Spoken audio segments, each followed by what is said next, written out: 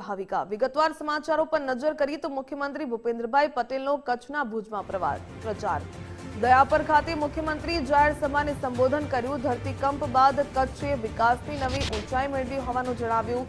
સાથે જ કહ્યું કે ગુજરાતમાં સૌથી વધુ વિકાસ કાર્યો કચ્છમાં થયા। નર્મદાનું પાણી કચ્છના ખૂણે ખૂણે પહોંચાડવાનું કામ કર્યું। પ્રધાનમંત્રીના નેતૃત્વમાં કચ્છના પ્રશ્નોનો કાયમી ઉકેલ આવ્યો। કચ્છના સફેદ રણને બેસ્ટ ટુરિઝમનો એવોર્ડ મળ્યો હોવાનું પણ જણાવ્યું। સાથે જ કહ્યું કે શિક્ષણના તમામ પ્રશ્નો ટૂંક સમયમાં દૂર કરાશે।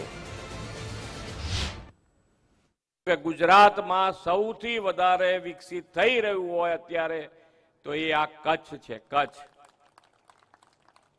અને કચ્છનું ભવિષ્ય આખા ગુજરાતમાં જો સૌથી સારું ભવિષ્ય કચ્છ હોય કોઈ જિલ્લાનું તો એ આ કચ્છનું છે।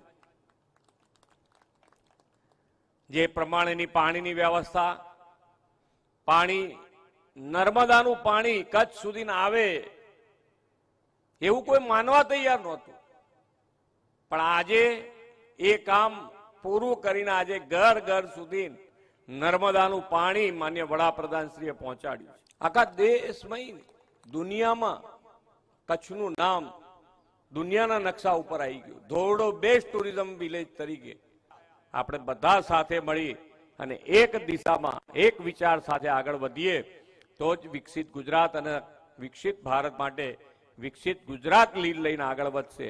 અને ક્યારે વધશે તો આ 26મી તારીખે, આ 26 તારીખે જે ઇલેક્શન છે, મતદાન તારીખ છે, સૌથી વધારે મત આપીને ભારતીય જનતા પાર્ટીના એક ઉમેદવારને જીતાડો।